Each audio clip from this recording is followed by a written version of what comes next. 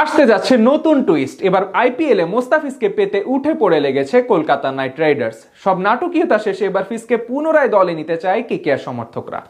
অবশেষে নিজেদের ভুল বুঝতে পেরে টাইগার পেসারের কাছে ক্ষমা চেতে শুরু করেছে তারা। বলছে, আমাদের ভুল হয়েছে, আমরা আবার ফিজকে দলে চাই।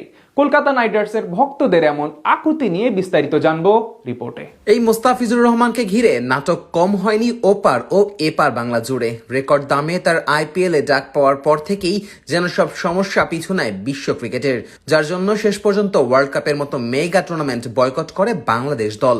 এবার অবশ্য নাটক নতুন মোড় নিতে যাচ্ছে ভিন্ন দিকে। যেই ভারতীয় দর্শকের তোপের মুখে পড়ে তাকে বাদ দিয়েছিল বিসিসিআই, তারাই এখন আবার উল্টো ক্ষমা চাইতে শুরু করেছে টাইগার পেসারের কাছে।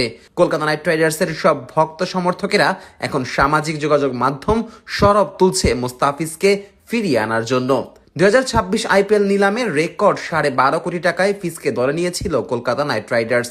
নিলামে দিল্লি ক্যাপিটালস এবং চেন্নাই সুপার কিংসের সাথে ফিজের জন্য লড়াই করেছিল তারা, কিন্তু এরপর বিশ্বকাপের ঠিক আগ মুহূর্তে অপেশাদার আচরণ করে টাইগার পেসারকে বাদ দেয় তারা, যা নিয়েই মূলত তৈরি হয় সকল নাটকীয়তা। সেই মুহূর্তে বিসিসিআই এবং বিসিবির সম্পর্ক নিয়েও এক প্রকার টানাপোড়েন চলছিল। মূলত তার বলির পাঠা বানানো হয়েছিল ফিজকেই। এখন আবার পালা বদলের সঙ্গে সঙ্গে সবকিছু যখন স্বাভাবিক হওয়ার পথে, সেই মুহূর্তে আবার নতুন করে টুর্নামেন্টের আগে ফিজকে নিতে অনুরোধ জানাচ্ছে কেকেআর এর সমর্থক গোষ্ঠী।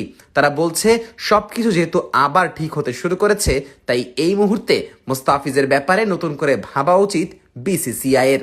এদিকে টাইগার পেসারকে বাদ দেওয়ার পর কলকাতা নাইট রাইডার্সেও পড়েছে একের পর এক সমস্যার মাঝে। একে তো ফিজের বিকল্প এখনো জোগাড় হয়নি, তার উপর স্কোয়াডের দুই মেইন বোলার মাথিসা পাথিরানা এবং হর্ষিত রানা পড়েছেন ইনজুরিতে। তাদের চোট কবে নাগাদ ঠিক হবে তাও কেউ জানে না। এমন অবস্থায় মোস্তাফিজই হতে পারেন তাদের মূল ভরসা। আর ঠিক সেই কারণে পুনরায় ক্ষমা চেয়ে হলেও কাটার মাস্টারকে ফিরিয়ে আনতে চায় তারা। বর্তমানে সংক্ষিপ্ত ফরম্যাটে দুনিয়ার অন্যতম সেরা বোলার ধরা হয় মোস্তাফিজুর রহমানকে। গেল বছর দেশের জার্সিতে টি-20 সংস্করণে 20 ম্যাচে নিয়েছিলেন 26 উইকেট। এছাড়া ফ্র্যাঞ্চাইজি টুর্নামেন্টেও এখন হট কেকে পরিণত হয়েছেন তিনি। এই যেমন আইপিএল থেকে বাদ পড়ার কিছুদিন পরেই পাকিস্তান সুপার লিগে লাহোর কালান্দার্সের সঙ্গে চুক্তিবদ্ধ হন তিনি। বর্তমান প্রেক্ষাপট অনুযায়ী আইপিএল নয়, আগামী পিএসএল এ খেলার কথা রয়েছে তার। সেখান থেকে আপাতত কলকাতার ভক্তরা চাইলেও তাকে পাওয়া হয়তো সম্ভব হবে না কেকেআর এর জন্য।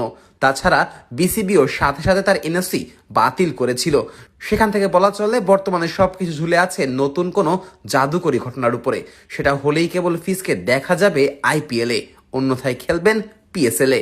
সব মিলিয়ে এটা অবশ্য নিশ্চিত, অবশেষে নিজেদের ভুল বুঝতে পেরে মোস্তাফিজুর রহমানের কাছেই মাথা নত করতে হলো শাহরুখ খানের ফ্র্যাঞ্চাইজি ও তার ভক্তদের।